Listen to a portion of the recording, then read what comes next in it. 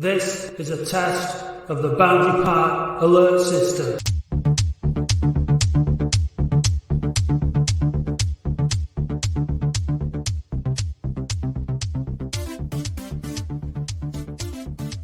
Hello. Yeah, hello. Welcome to the Boundary Alert, not the Boundary Alert system. Latics football phone in. With me and Dave. We've just recorded a look at Latics for Saturday, and the file's gone all corrupted or something, and I can't. We can't. If anyone who knows Audacity or knows how to recover Audacity files, it's please. Just something's gone badly wrong, and now we're both really annoyed. We're not annoyed. It's pretty much, it's like Latics' season. It was a great show so far, and it gets to the final stages, and it's not been a great season for them. That shows the right analogy, but yeah, it's been anyway. I mean? We enjoyed ourselves. We played our music and we had a laugh, and now it's gone. And never mind. But that's the way it is.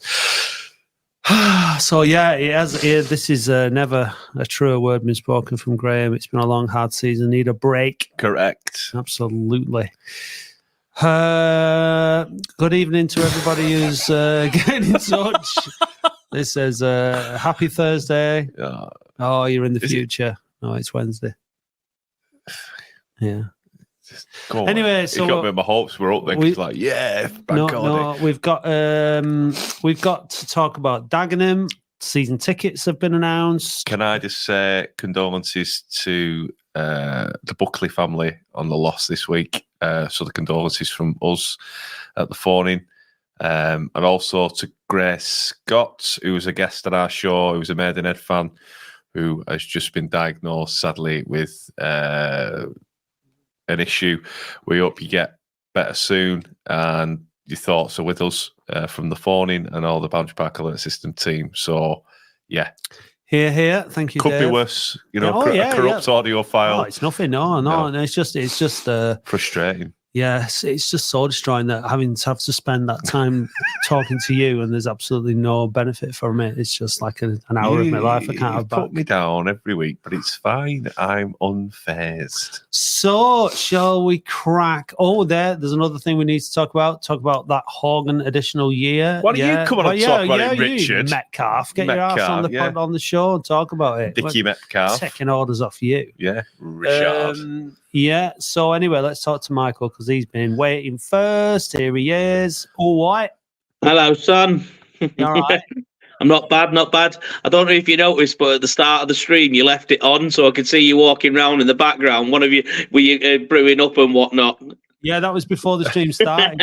Dave scratching his ass. Yeah, in the clean room, yeah. No, it's my balls, actually. Access all areas.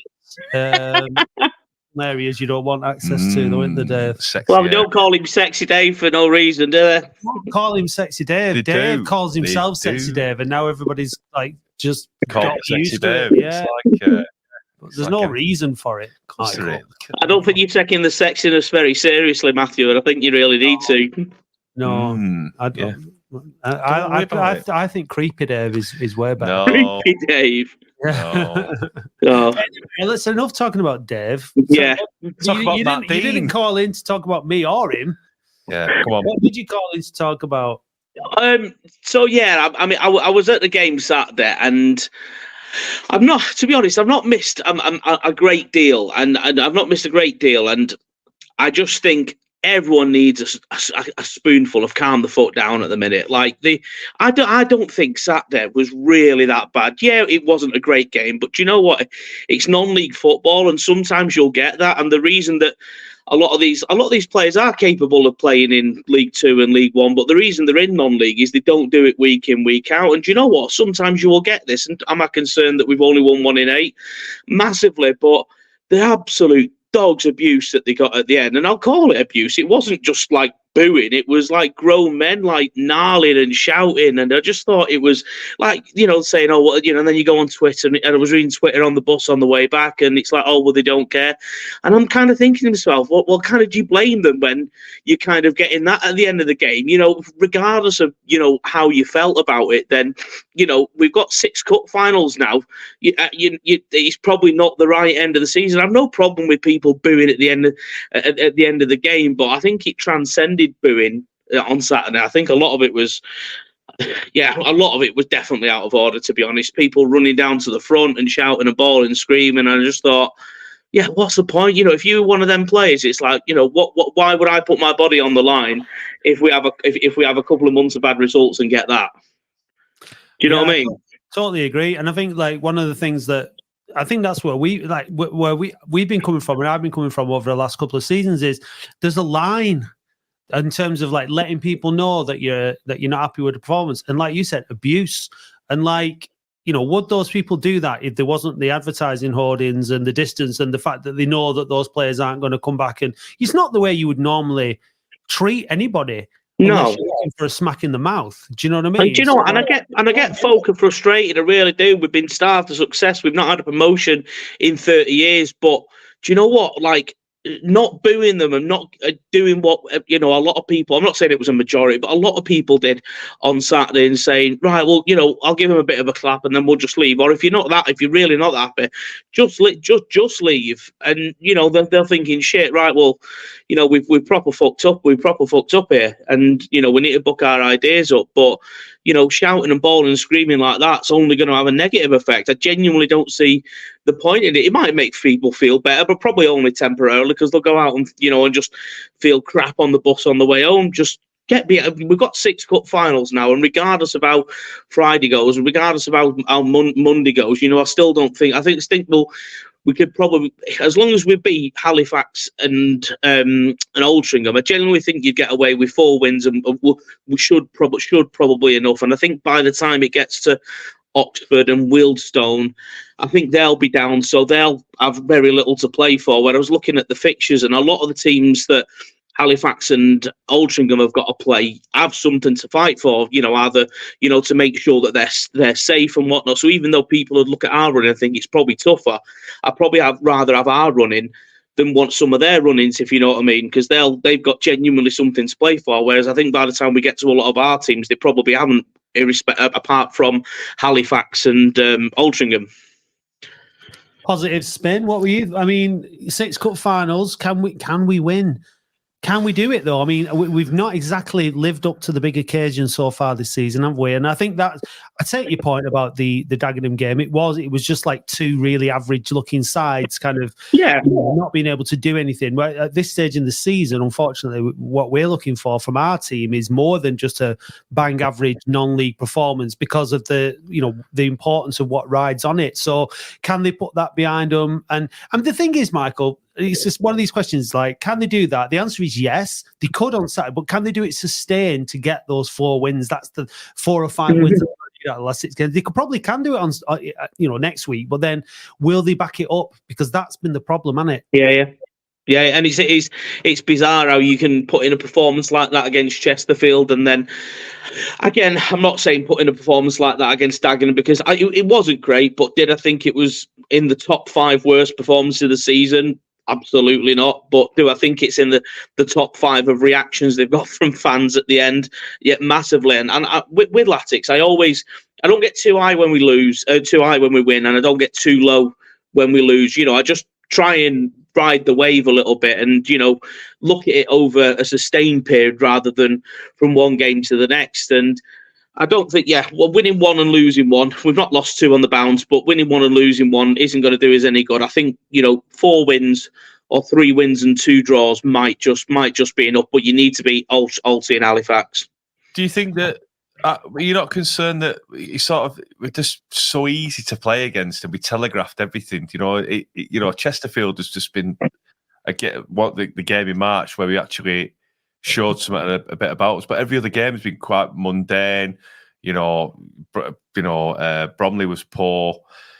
Kidderminster was horrendous. We just look so one-dimensional and just out of ideas, and but we're lacking something. But everyone says it's on the players. I think Mellon's got to take some responsibility as well. Do you know what I mean? With the tactics and how he's set them up. Yeah, I think you can give him a bit of leeway on that because of it's such. I know it's kind of like almost like a repetitive thing on the pod and on this every week that it's an unbalanced squad. So if in an unbalanced squad, you're not just putting square pegs in round holes. You put in kind of massively square pegs in really small round holes. So he's limited into maybe how we can set the team up. Like Walker. Bloody hell, I'm 18 stone, and I think I could probably took more people than he took on. And again, on Saturday, and I don't know whether that's just a confidence thing, but again, he come highly rated, and apparently he was a brilliant against Hendon, but I've yet to see him, do a great deal with us. Conlon, amazing first game, but again, don't think I've seen him, do a great deal. But no, I mean, I do kind of agree with you in the point that some of his team selections, I think, have been a bit odd sometimes, but whether that's... He keeps tinkering all the time. Yeah. Tinkers and tinkers and tinkers and tinkers, and you can't get any consistency if you keep doing that. I know. Yeah. But someone said there, he doesn't know his best team, but he's had 23 games. Yeah. Should know it, shouldn't he? And he's an experienced manager, and he's brought in these players and these signings. I think, to have that level of inconsistency of changing the team each week, the players don't know whether they're coming or going. I think there's something there to say that there needs to be a clear message. And if you're tinkering the tactics and tinkering the team everybody week, it's gonna cause inconsistent results, isn't it? Mm-hmm. Yeah, true. So, but listen, I'm trying to be positive. I think you'll know more. I do think we'll beat Fylde, and I think it'll be a very, very good, very close game. I think it's probably a game that a mate of mine kind of used a good kind of analogy. Said you've almost got to have two styles of play in this league, in the sense that you've got because of the pitch. You look at Altringham's pitch, and you're not going to be able to play it on the floor. You're going to have to play hoofball, for want of a better word. So maybe it tees up.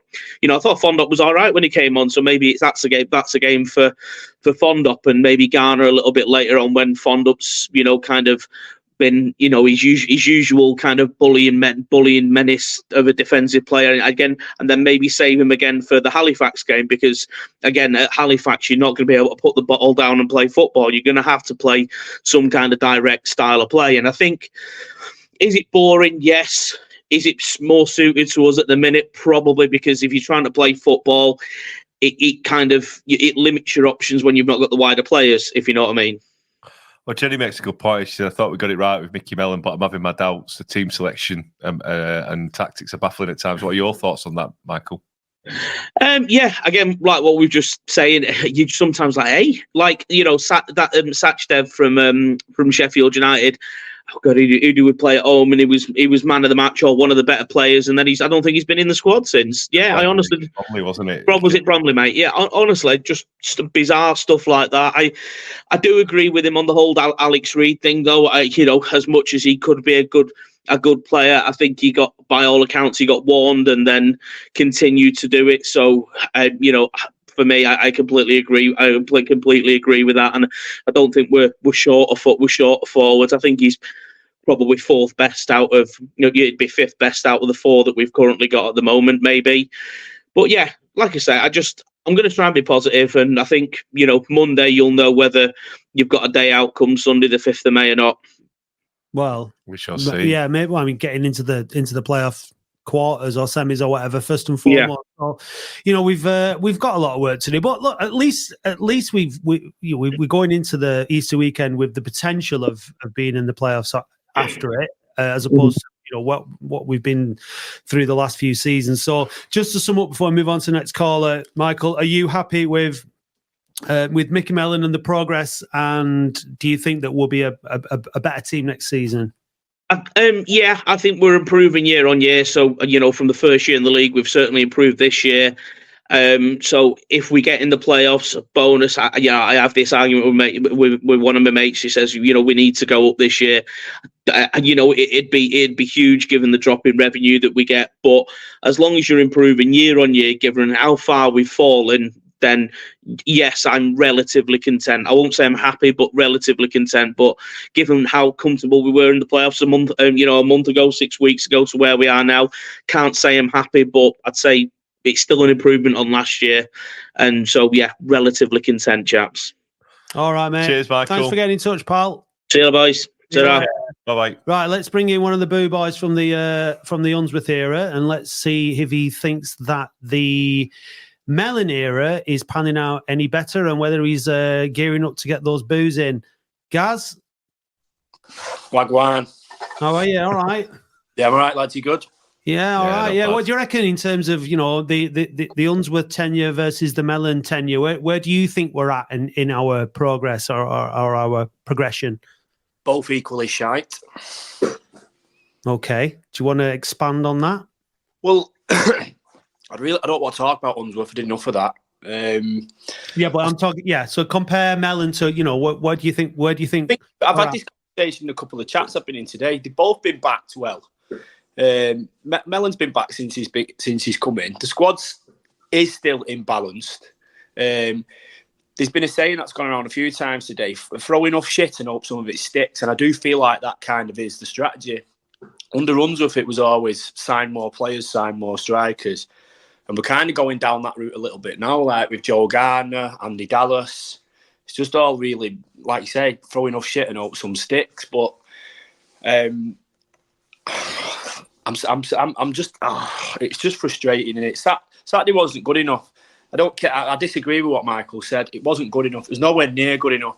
And yet again, the focus is on a reaction at the end. But for 90 minutes, the fans were well behind them players. 100%. 90 minutes. And the people I'm hearing saying, "Oh, I don't like the booing," or they're having a bit of a go, are the ones who sit on their asses and don't cheer all game.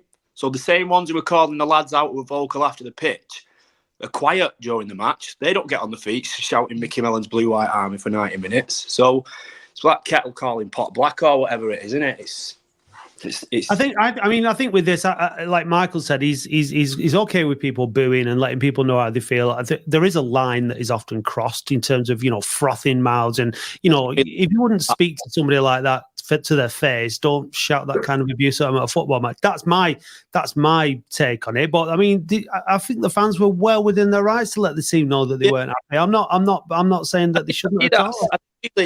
I've seen toxic reactions, as you want to call it. But it didn't strike me as that Saturday. I just thought on Saturday, everyone backed them, or the majority of us, for 90 minutes, didn't stop singing, even when it was rubbish and it was slow. Honestly, for 40 seconds to go, we got a throw-in. Oldham went to take it, put it down, walked away, kitchen trotted over. It took him 30 seconds to get them. When he did, the ref blew. So at the end, I think, fans were well within the rights, whether they want. I just shook my head, and walked away because I was exhausted by that point. But I think they are within the rights to let the players know, especially at this point, because what we want to see is a bit of desperation from the players, from the management. We want them to be desperate, and we're not seeing it. We're not seeing that, this clawing and scrapping that we're being told we're going to get. We're not seeing it at all.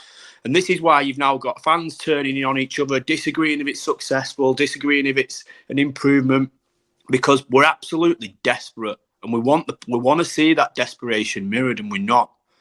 So I remember 4 or 5 games ago when it was 10 to go, it was 10 cup finals. Now we're saying 6 cup finals. We're kidding ourselves, and there's just absolute shit being spoke about. Michael's just said then that we can't play beautiful football or passing football at Altringham's pitch. We're going to have to play youth ball. Altrincham don't play youth ball at home. They play the ball, they get forward quickly. So why is it all of a sudden that we have to play hoofball when we go there? I'm just sick of hearing shit excuses after excuses. It's not good enough. This is a great chance to be up. There's one team who's any good in this division, it's Chesterfield. The division might not be as inconsistently imbalanced as this next year. You might have 3 or 4 really, really good teams fighting for that first spot rather than just one. This could be the best opportunity we get in the next 5-6 years. The budget's been absolutely whacked into.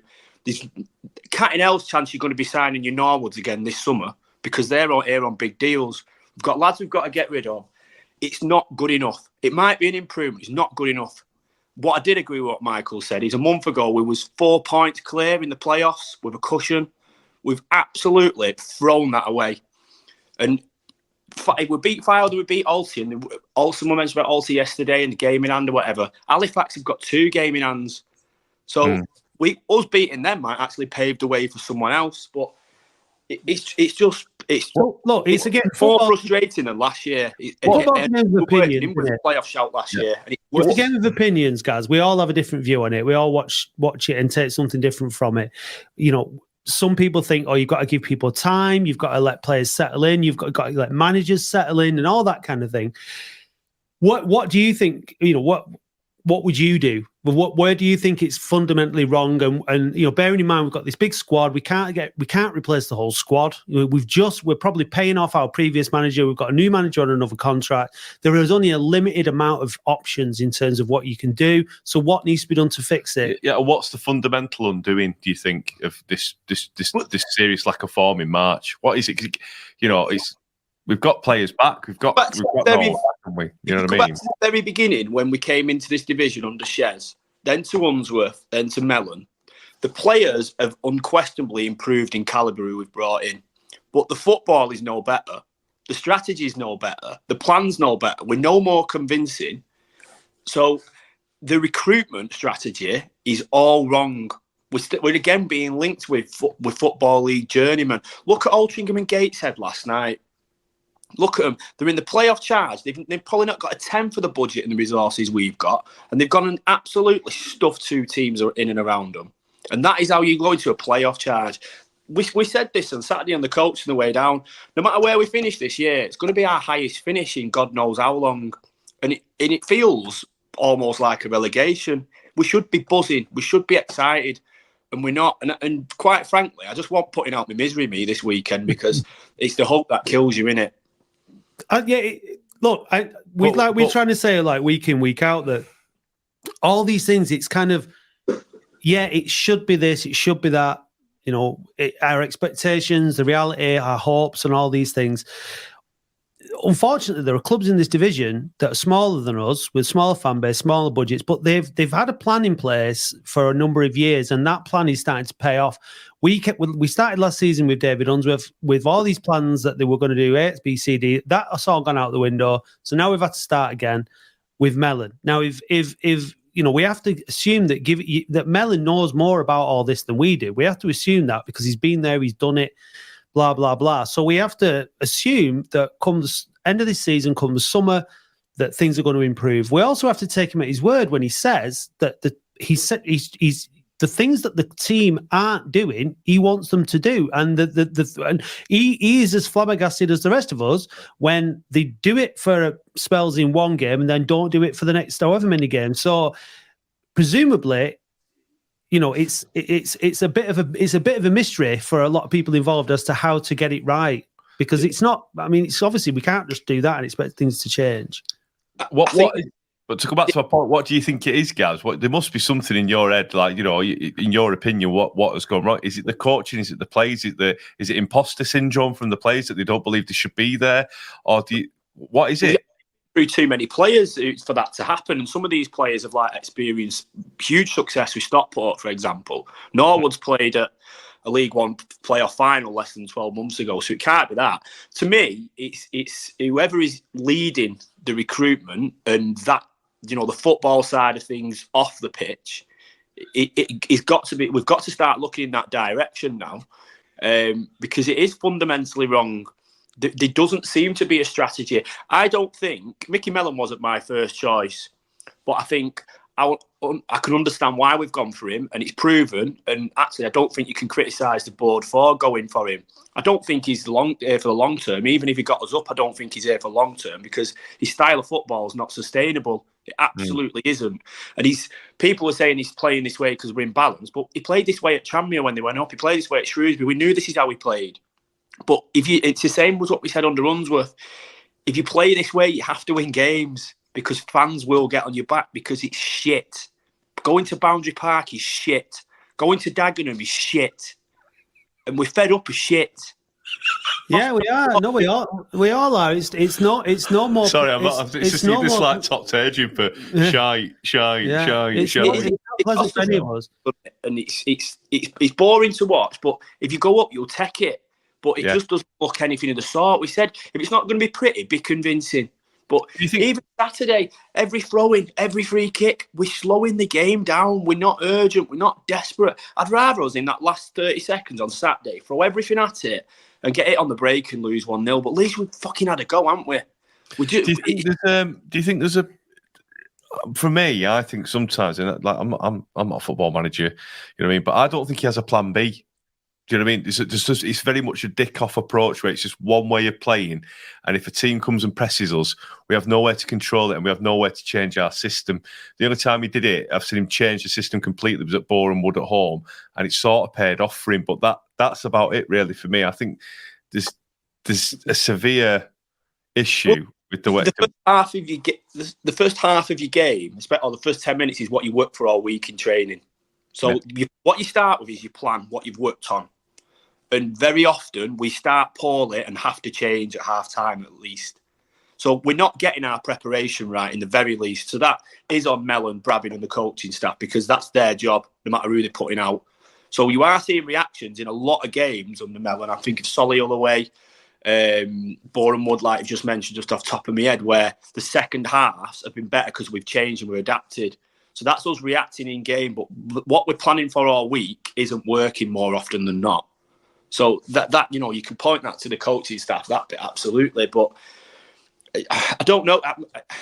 There's been debate this week over for Fondop and Norwood, haven't they? But and obviously Norwood's a 10 times better player. But Fondop was scoring goals. He's been dropped. We've stopped scoring goals. And Garner was scoring goals as well, weren't he? So at the moment, when they're up against it and they're looking a bit void of confidence, you need the person at the top of your pitch to lead, roll the sleeves up and lead by example. James Norwood against Chesterfield was probably the best individual performance I've seen of one of our players all season. He was outstanding, levels above, beasted the game, was giving rollickings out, and it was what I wanted to see. But he was a complete polar opposite of that last week. But I think if he turns up, the players around him respond.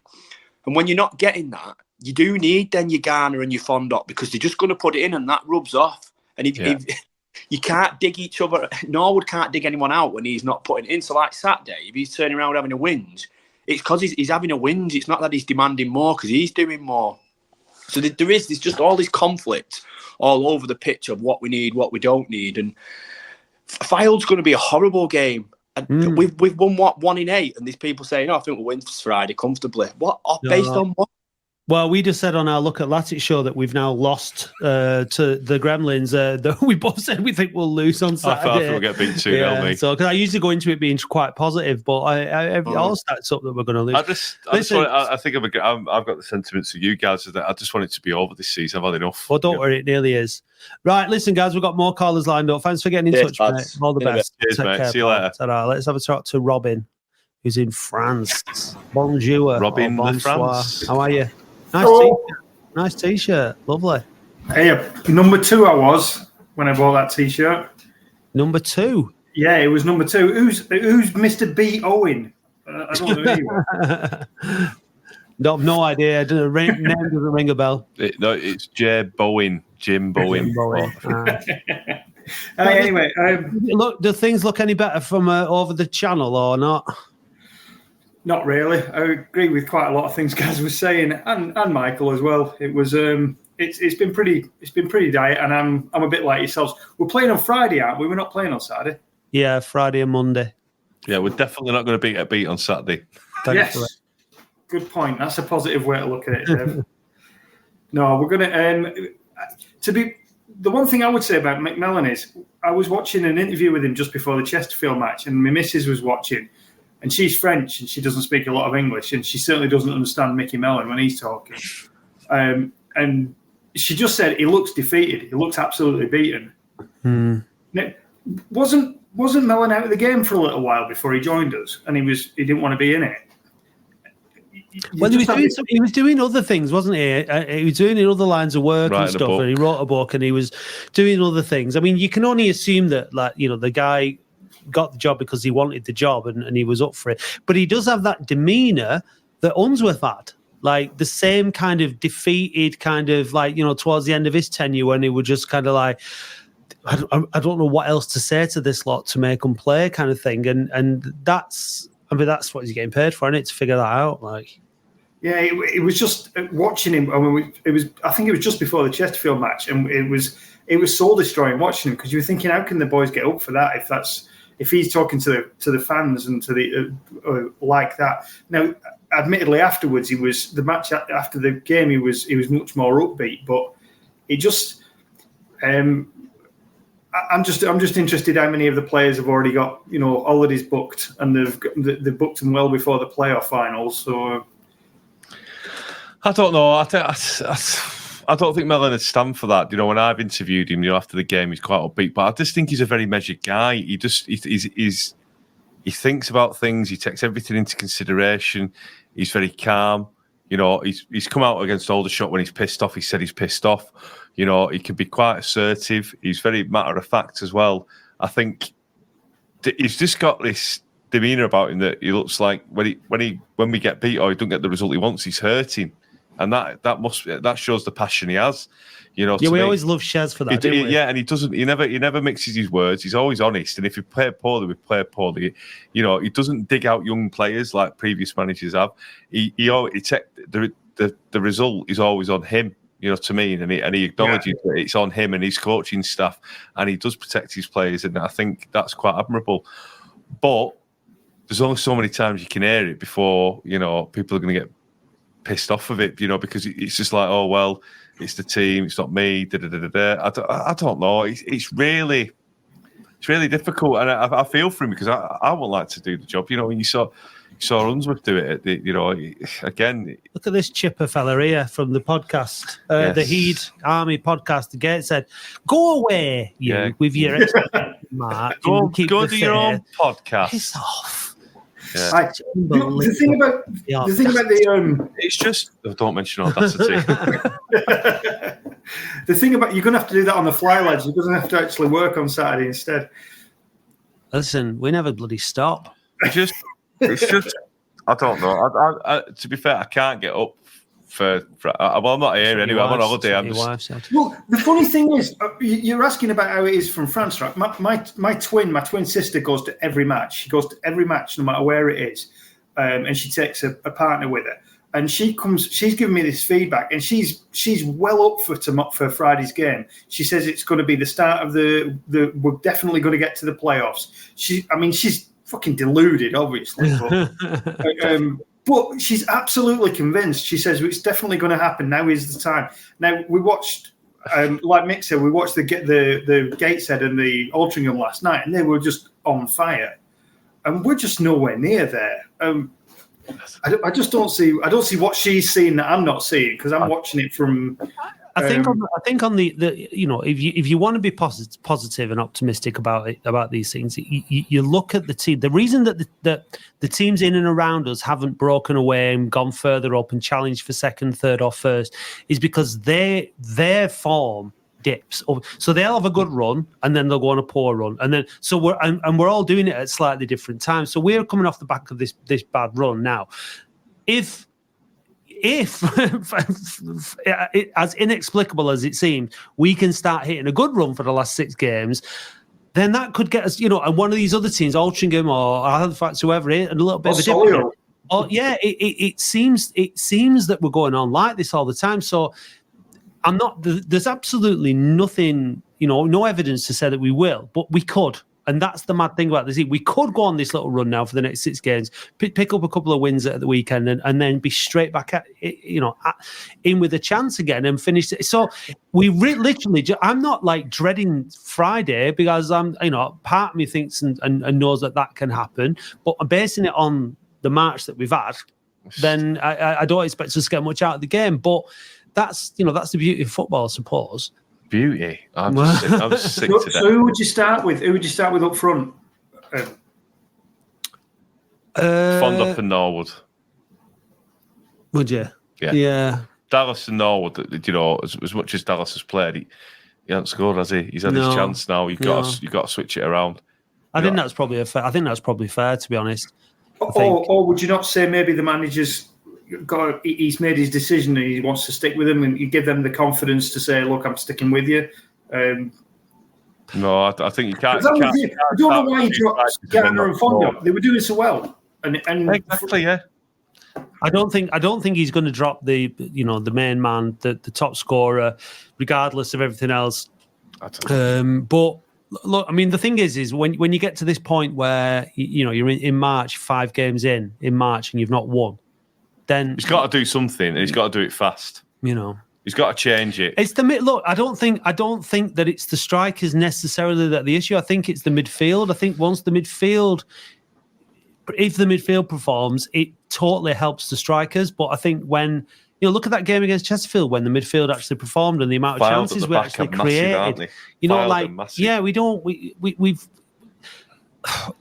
Dallas has been a little bit better of late, but he's not scored. I don't know. Look, the thing is, we can speculate. It's up to Mickey Mellon. Him and his team have got to get it right on Friday because they're rapidly running out of time to do it, and it's on them now. And then.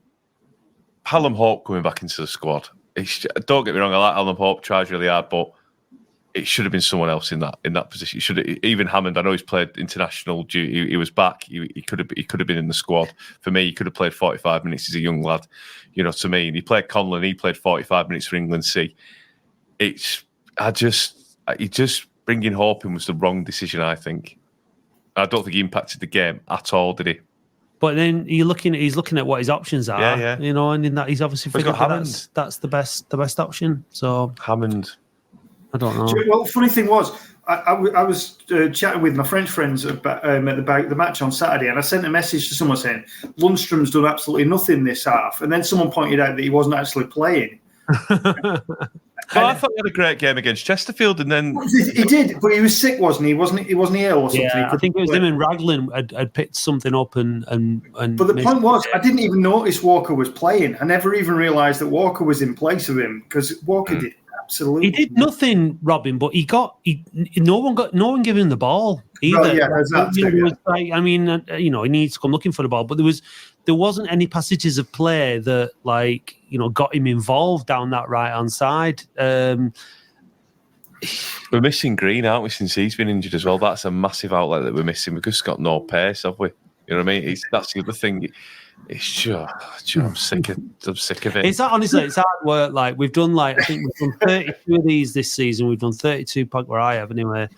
64 of these things, and exactly. But it's just don't worry. There's only another 10 to go till the final. Well, we're not doing a podcast this weekend because all the playoff games.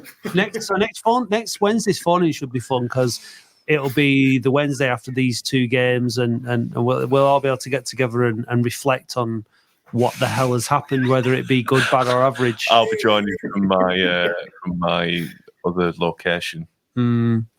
So what's your head telling you, Robin, about the Easter weekend, and what's your gut telling you about the Easter weekend? Well, my gut, my heart's telling me we're going to do it. My head is just, I can't see it. I just can't see. I can't see how. And that's the thing. Someone was saying on the chat about the Altrincham. I think they meant the Halifax game. If we play at Halifax, the problem with us with that pitch is that Halifax know how to play that pitch. They know where to put the ball. They know how to run it, and we're going to get nothing on that pitch. And even if we get something out of the next 2 games, we go to Halifax, we're going to struggle on that pitch. We've got to scrap and battle. Pitches are a good leveler, a bad pitch, and this is what we've been saying. Not being able to get themselves up for games like Kidderminster, where they've got a big crowd, got a great pitch to play Walking at home, who'd not won in 4. Yeah, it's just not acceptable. That's that lack of, what Gaz was saying before about the lack of fight, the lack of, really, really making it count, earning the right to play, and then playing and winning your battles and all that. And they've just not been able to do it on a consistent basis. And Sharon needs to, when he's playing well, it's great. But if he'd have dropped his hat on Saturday, he would have misplaced it. Do you know what I mean? He couldn't pass his piss, could he? No. You know what I mean? He was so bad. Like when Sharon has a bad game, that's a big problem for us. And I'm nothing against Sharon, but I think when Sharon doesn't turn up, we don't turn up. And agreed. The thing is, he turned up and he tried. He was just having a bad game. Yeah, he never doesn't try. He gives 100%, and you can't argue with the level of work he does. But if it's not on, if he's not having a good game, we don't have a good game, and it's and he's not that level of player that you can rely on for that sort of thing. You need other players to pick up, because Conlon's just been. It's not a disaster, but it's not what you've been expecting. And Dallas as well. You know, these marquee signings that Mellon's brought in. He came with a lot of hype, didn't he, Conlon? He came with a lot of hype, and he's not lived up to it. And that's the worry, isn't it, when you get someone from who's a League One winning captain, League Two winning captain, and for Port Vale, and look very well assured. He had 2 bad injuries, admittedly, but he's not living up to the hype at all, is he?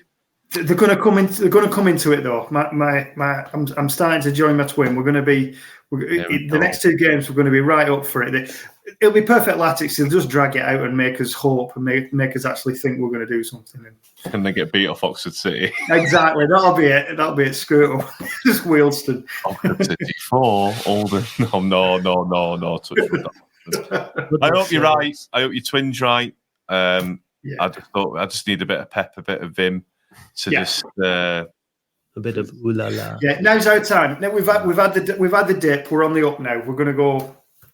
Well, that's one theory. The other is that we're just part way through a dip. So we'll see on Saturday. Friday, won't we? We will. But yeah, right. Well, listen. Thanks for getting in touch, Robin. Did you know that all the best? Jesus was resurrected? Maybe our form can be 2. Yeah. Hey! Sorry, Lord. I'm going to hell, aren't I? Yeah. All makes sense now. Well, Eddie, good luck in hell for blaspheming. And thanks, Robin. Take care. See you, mate. Bye-bye. Thanks a lot, mate. Yeah, let's bring Ibby in now. How are you doing, And then, Chris, Ibby? we got you next. Ibster, do it. Let's talk. Evening, sexy Dave and Matt, you all right? Yes, thank you. I told you I was sexy. How are you? Very disappointed where we are at the moment. Needs a win on Saturday, or it's game over. Yeah, I think it's kind of make or break time now, isn't it? You know what'll happen? We'll beat Far, we'll beat Altrincham, like really assured, and then we'll get dicked off Rochdale. You can see it now. I keep forgetting.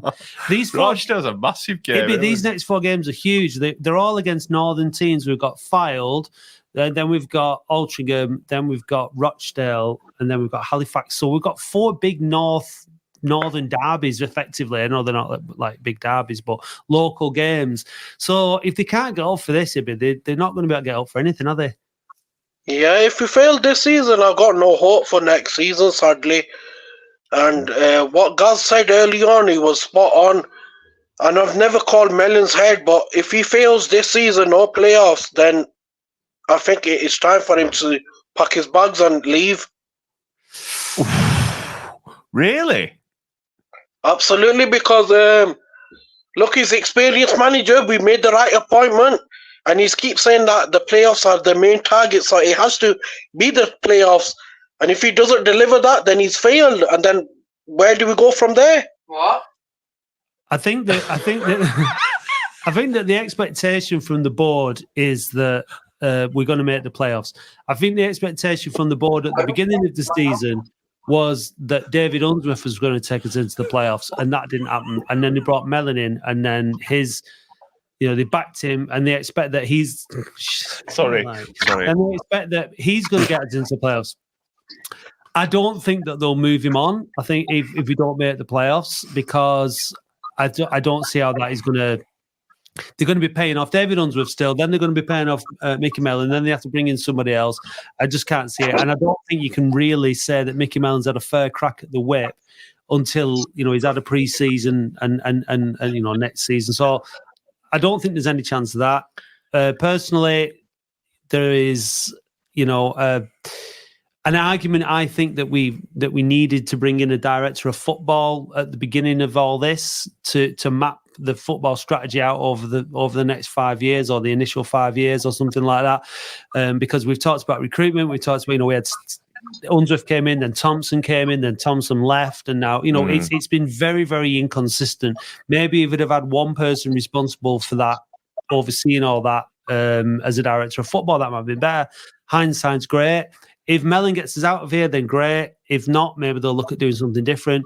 But the thing is that we're just going to have to keep, going at it. We're Latics fans. We're not going to stop being Latics fans. It is hard. I think if we've been in the playoffs and dropped out of it, I'm not saying call for the manager's head, but I think there's a worry, and I said to you the other night on the phone, it could carry on into next season. That's what I'm worried about, and I think that could potentially happen with a lot of Oldham fans with the expectation that they have.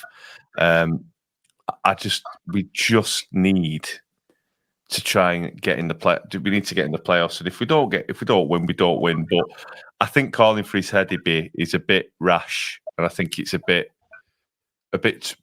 premature. I think he needs a summer to get rid of the signings in the squad that he doesn't, the existing signings that he doesn't want, and he needs to get a few more players in. Do you think that the blame lies with the manager over the players, Ibi? Look, I'm not being funny, but it's a results business. If you don't pick up wins, it's the manager. But the players are not performing. What a great opportunity it is to get the playoffs this season. What a great chance we've got, because next season will be difficult. We could easily get into the playoffs and we could easily get up there, promoted, and we want this. But the manager keeps saying each week, oh, we're going for the playoffs, yeah? Fair enough, we are going for the playoffs, but if you fail, then I would really question your job.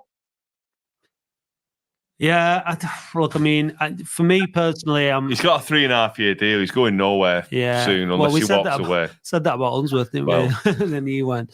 I think football's it's a funny old game and all that, but people do need time to make things happen, and it has been a massive. He's only lost 6 games, hasn't he? Yeah, exactly. I think I'm in the camp that he needs time to turn it around. I think if they fail to make the playoffs this season, collectively, the squad and the manager, have made a balls of it. There's no doubt about it. The position that they were in. But what you have to remember is that sometimes these things help to build teams, and they help to build togetherness, and they help to build determination. If you don't have that momentum of working towards something, having a goal, not achieving your goal, then trying again. If you keep starting afresh every time, you don't have that collective experience. And I think the collective experience is important for the managers and the players. So it can be a catalyst towards better things, but you only know that in the future. So at the minute, also can be detriment as well. Well, possibly, yeah. But I think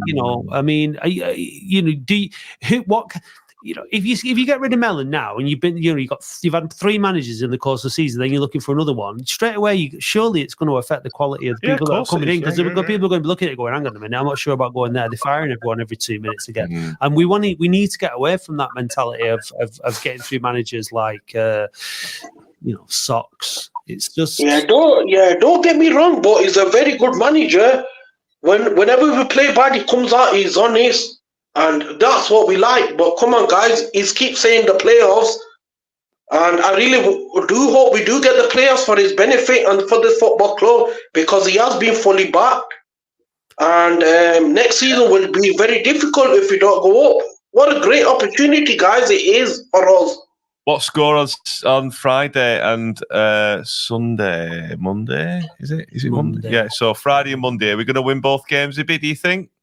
We can beat anybody in our day, which I keep telling you, but there has to be a reaction on Friday, and I'm going for 3-1 result. It won't be easy because they're doing very well, but then on Monday it's a very tricky game. Are we going to win it or what? Absolutely, guys. We're always positive. Yeah. We're just exhausted to be after this a long season. Look, don't get me wrong. Yeah, I'm not against Mickey Mellon, but he's a very good manager. He knows what he's doing. He's got promotion, but now he needs to deliver it for us in these last few games because games are coming and going very thick and fast. And we absolutely need a win on Friday, definitely. Yeah, we do. I'm sure the crowd will be chanting Mickey Mellon's Blue and White Army anyway and getting behind the lads. We need the team to come out and not start like they did against Fylde away. Definitely. Cheers, Ibby. Thank you. Yeah, thanks a lot, guys. Bye-bye. Bye-bye. Right, very patient Chris. Thanks for waiting, Chris. Hi, guys. You okay? Yeah, good, mate. You? Yeah, not bad. I just wanted to say a few things, really. So, I mean, I think we talked about like players booing and stuff after, fans booing and stuff with like booing players after games. And I mean, I think the question I always say is I just walk away. I never boo players, really. I boo the referee half the time. But I just think surely it's obvious for players when they know they've not played well. Do you not think sometimes the players don't know like that they've not played poorly? Do you know what I mean? They're walking off the pitch as defeated and as disappointed as a lot of us, I think. So same with Mellon. Like say Mellon looks defeated, but I think Mellon looks defeated because I can't blame him. I think he feels what we feel, and I think we've seen that all season. I'd rather that than I'd rather him be fuming and look pissed off and be annoyed, and than to sit there and blow smoke up your ass and say. Oh yeah, we needed if we'd have scored one goal, we'd have, you know what I mean, like all the Unsworth bullshit. What, like the Hudson great save at home versus Dorking comments? Do you know what I mean? When it clearly went in. Yeah. I think he's like Matt said earlier. He's very much like Shez, very honest out on his sleeve. He's a bit. He's just, he's pissed off and we're pissed off, and he wants the best for the club, and you can see that there's something there, but I'm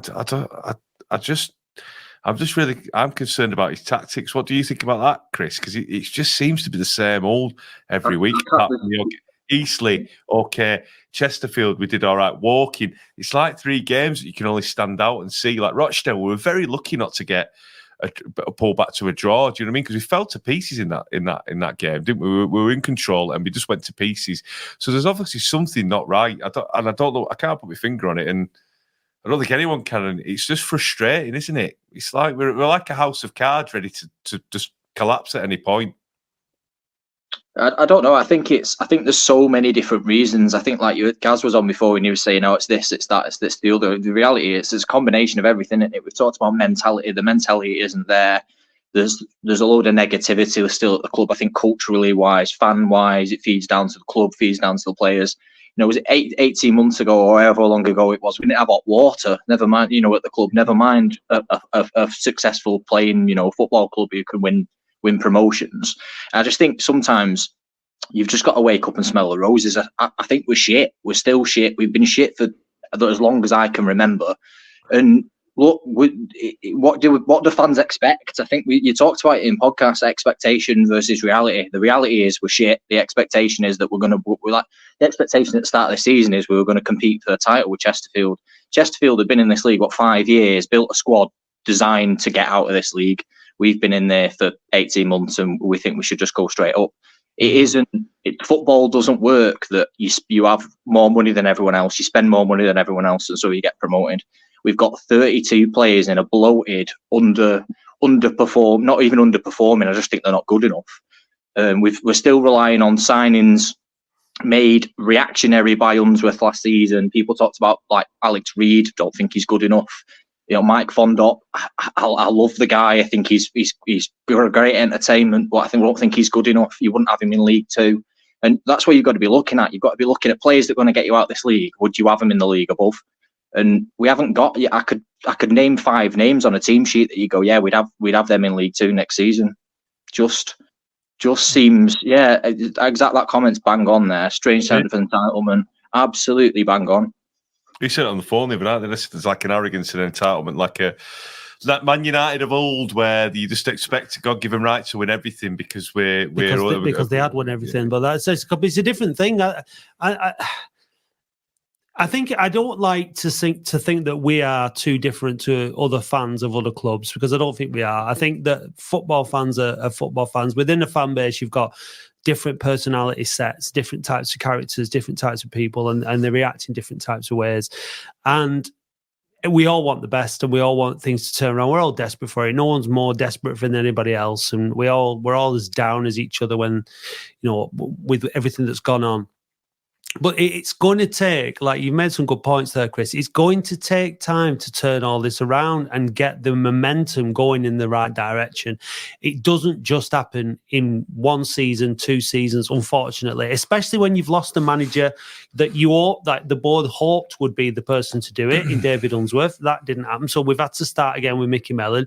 Mickey Mellon's been saying since day one, we've got a lot of work to do. He's seen what he's got, and he knows he's going to have to make some significant changes to things. And unfortunately, like, season tickets are announced today. Regardless, if you're a fan, you're just going to have to bite the bullet and get on with it. You're either going to buy your season ticket and go next season regardless and hope that things get a little bit better, or you're going to say, you know what, sod it, I'm not going to bother because it's not entertaining enough. And you've got the right to make either decision. I'm going to buy my season ticket and I'm going to go next season, and I'm going to go every season that I'm in Oldham. I'm going to go and I'm going to support it. I'm going to get behind the club. And if we feel that things are being done, at the club, that are wrong, then we'll say so. If we think that things are being done well, then we'll say so. At the minute, I think it's really hard to judge people on their performance, and that's in terms of the board and in terms of the managers, because I think they're at a really, really difficult situation. I think it's easier to put the criticism towards the players, because you can see it's a lot easier to see when they're not doing well, like on Saturday. And then I guess at the end of the day, then the players are the ones that get the brunt of the sort of the anger and the vitriol, which is kind of, again, sort of understandable to a point. But it's just where that anger and vitriol comes from, though. I think that's the thing. I think that's that sense of entitlement that we think we should just go in. Yeah, this league's shite, right? It's absolutely crap. Like, the amount of times we'll play clubs in this, like Dagenham was a perfect example. The game was horrendous, but both sides are horrendous. But I think that's our level at the minute. Like, that's why we are where we are. That's why we're in this league, is because we've been historically crap. And so we've turned the corner, in the sense that we've got an owner who Oldham through and through. He's going to put his money where his mouth is. The budget isn't unlimited. Do you know what I mean? I think people saying Mellon's been backed and he's had the full strength of the budget. He hasn't, because he's had half of Unsworth's crap to deal with. We signed six of the 32 players that currently were registered to play. 6 of them are signed by Mellon, and even some of them are players that he's brought in probably because he thought, I need something. I need a player because I need something, because it's not working. If we're going to get in the playoffs, I need something. And so he's not got an unlimited budget. He's not been able to go out and go, I want that player, and I've got the time to go and, chase them and look after them. I think the only player you could really say he's done that with is Tom Conlon. Although even then, Tom Conlon is a player who's come off a big injury and maybe has taken a bit of a downturn in terms of his performance. Maybe that's why Port Vale were looking to get rid of him. You don't know these things, so it's hard. But I just think to turn around and say, oh, Mellon. I'm not saying that people are saying Mellon needs to go. I think that was a comment just because of the things. But I don't think. I don't know what you could do with this team. I honestly look at it myself, and I think every fan would look at this team and go, well, what do you do? And you talked about tinkering. He's tinkering with it. I think he's tinkering because he doesn't know what his plan is. He doesn't know what the option is, because he's got 15 defenders, in his squad, and he's trying to figure out what to do with all of them. But 29 games, surely that's enough time for an experienced manager like Mickey Mellon to know what he's doing with his team. That's my argument. But we've asked Gaz tonight, we've asked Michael, we've asked Ibby, we've asked these people what is the answer. No one seems to know. There's no clear answer. The answer's time. That's the answer. The answer's patience. The answer's time. The answer's let a guy who's got experience, who's been there, done that, got the T-shirt, won multiple promotions, and got out of this league multiple times. The answer is trust the guy to do his job. Give him the patience and give him the time, and let him do it. And ultimately, he's going to be backed by the board, and you've got to back him as fans, and you've got to go out and let him do it. Like, you can't.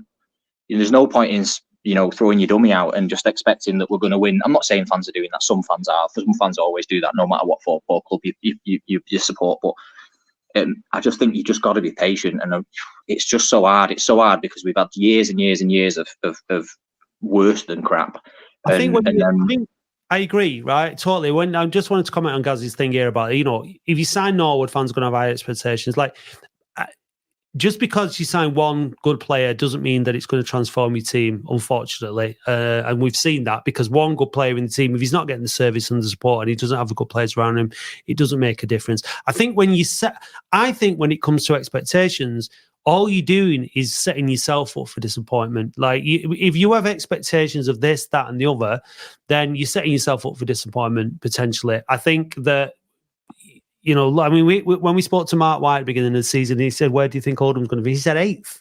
And this is a guy that's taken football club from, he obviously knows what he's talking about. He knows and he has obviously seen from where he was at having played against Latics last season, where they were at in the development, what they needed. He thought, they're probably going to make a bit of an improvement on last season. They're probably not going to be good enough. Now, I said 3rd, you said 4th, because we're fans and we get excited and we want things to be better. And we have this, we're positive. We think, this season. What did Andy say? 10th? I can't remember what Andy said. I think he said 6th or 7th, I think. But, but we're too involved and impassioned in a way to be able to sort of, like, as much as we try, for other people within the game, looking at this a little bit more objectively, like Mark White did, it looks like he might be bang on the money with his 8th prediction. And you know what? If we were to ask him again in the pre-season, based on the signings and based on the time and the experience, he might say, I think he'll make the players comfortably next season, because I think, we've been moving in the right direction. Like you said, Chesterfield down here for 5 years, Notts County down here for 5 years, I think it was. Stockport for 11, Wrexham for 15. It's just, sometimes you just have to grin and bear it. You know what I mean? It is what it is. And every season you're going to turn over. If you're a Latics fan, you're just going to have to keep hoping that things are going to change. It's tough, but it's where we're at. And it's perfect, isn't it? Your season tickets have just come out, and that's the only message I'd reiterate to every fan. As a fan and as somebody who supported Latics my entire life, get your season ticket bought and support the club and back them, because if we don't go up this season, then they're going to be looking at that budget and going, well, how much money can we spend? And that's going to be determined by how many people are buying season tickets. You know what I mean? So get behind it. Get behind it.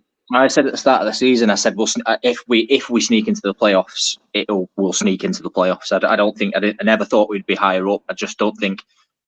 I think I'd have loved it, exactly the same feeling. I think the fan side of it, in your heart, you have your heart and your mind, don't you? And your heart goes, I'd love to win the league. I'd love to do this, but I don't think it was ever realistic. I think, an improvement for me on the season before was always a benefit. I think, the realistic goal had to be playoffs, and if we don't do that, then you failed. But does that mean that then you're throwing the manager under the bus and you're looking at someone else and resetting all the work that you've put in to make that improvement? Do you know what I mean? I just think that's the thing. But I don't want to be all doom and gloom, because I don't think it is doom and gloom. I think, like I say, I've been on this, I don't know how many times on the phone in, but I say the same thing every time. It's better than it has been. It's going to get better. It will continue to get better. We just need to just give it that time, give it that patience, and continue to back people who should hopefully know what they're doing. And fingers crossed it gets better. I actually think we'll win on Friday, which is weird, because I thought we'd lose. I think earlier on in the season, I thought we'd lose. I can see us doing a typical Oldham. We were joking before, but I can see us doing a typical Oldham and winning on Friday, winning on Monday, and then losing against Wealdstone and Oxford. That'd be Oldham through and through.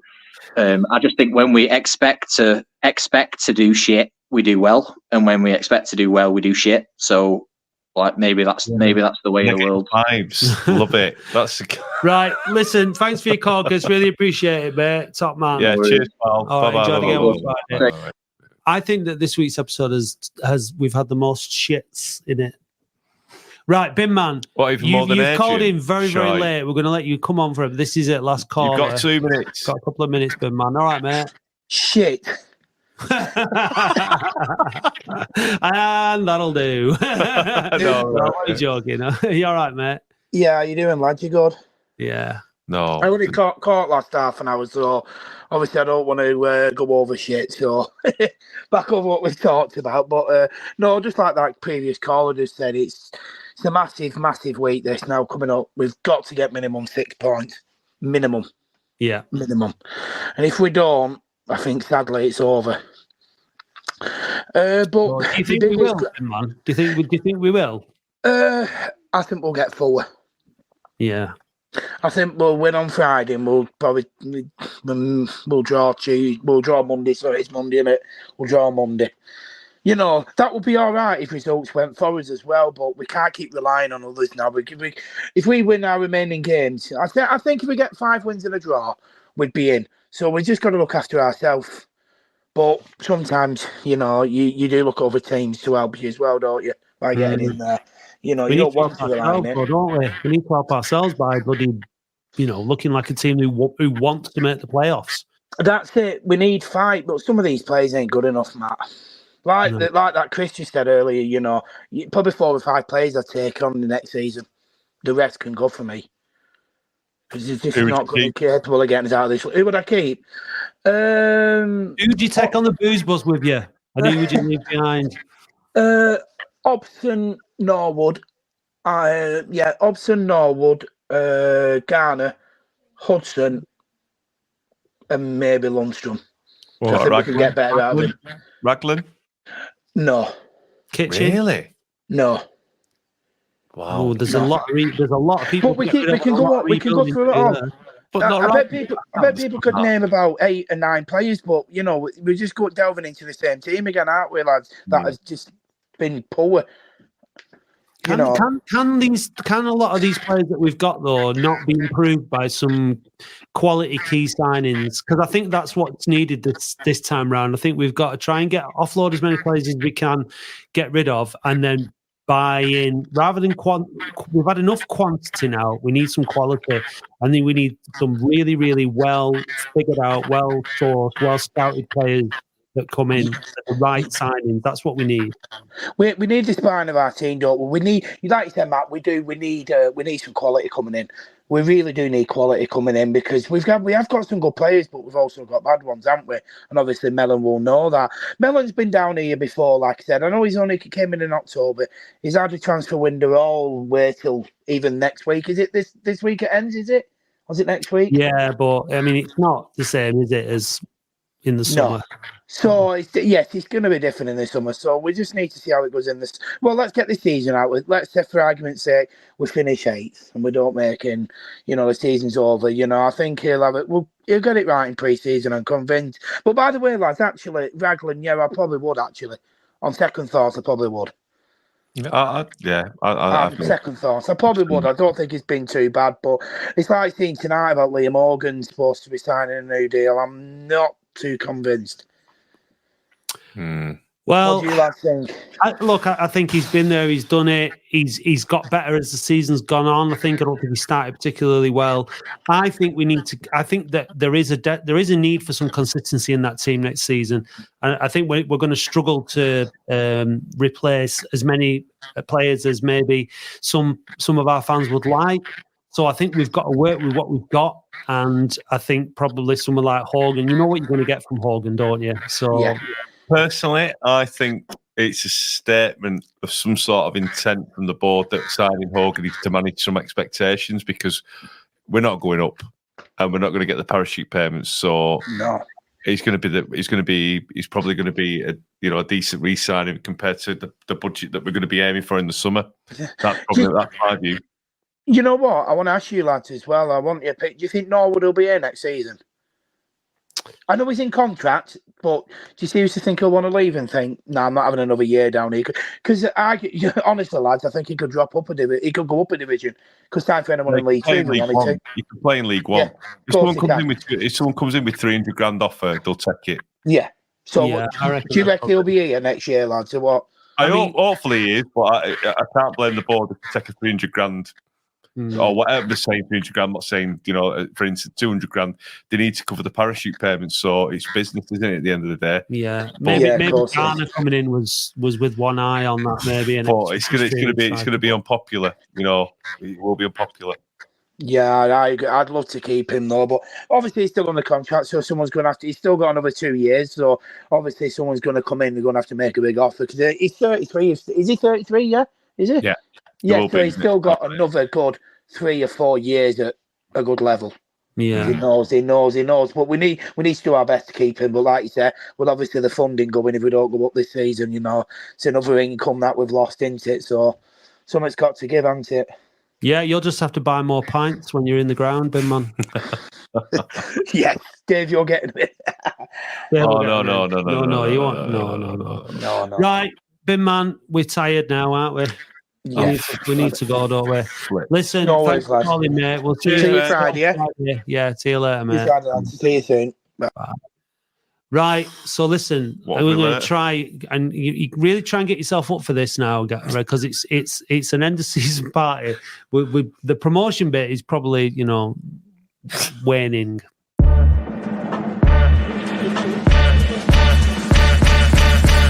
On Saturday, 18th of May, we proudly present Trophy Chess. The second annual Boundary Park Alert System Awards and end of season party. At last year's event, we presented Big Mark Fondup with his Goal of the Season award and Joe Yarney with his Player of the Year award. But who will win these coveted awards this year? Make sure you're there at the Cotton Rooms in Oldham at what Sexy Dave describes as a potentially stars-to-be potential promotion event.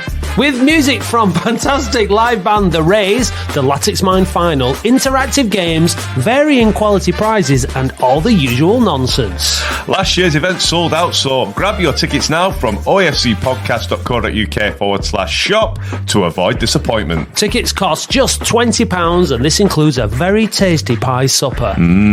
Don't miss Trophy Chess! Yeah, it'd be good, won't it, Dave? Brilliant. Yeah. Hey, Latics, brilliant. Yeah, it is for Oldham. Oldham, brilliant. That sounds shit. Yeah, it is. Yeah, it's great. The hopes get down, get beat, then we win again, and everyone's brilliant, and it's sad. Brilliant. Bye.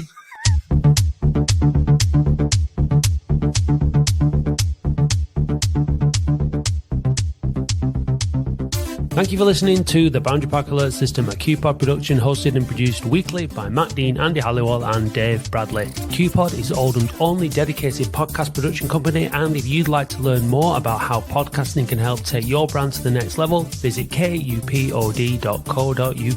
A huge thank you goes to all those people who subscribe to the podcast on Spotify. We really appreciate you all. Please visit ofcpodcast.co.uk and click Be a Supporter or find the link in the show notes if you'd like to help us fund the show. It's only $2.99 per month to subscribe, but if you'd rather make a one-off donation, please visit buymeacoffee.com/OAFC podcast or click the link on our website. Don't miss the Latics football phone-in every Wednesday live from 8:30pm. Please visit youtube.com/@OAFC podcast and do hit subscribe while you are there. You can also follow and interact with us on Facebook, Twitter, Instagram and TikTok @OAFC podcast. Big thanks go to Eileen Finnegan for writing our excellent weekly blog, which we encourage you to read on our website every Saturday morning, and also to Paul Prendergast for providing us with all the Latics Mind questions. The title music for the show is by Manchester DJ and producer Starion, and for more information visit bandcamp.com/Red Laser Records. If you'd like to be a guest or contribute to the show, we would love to hear from you. Until then, see you next time.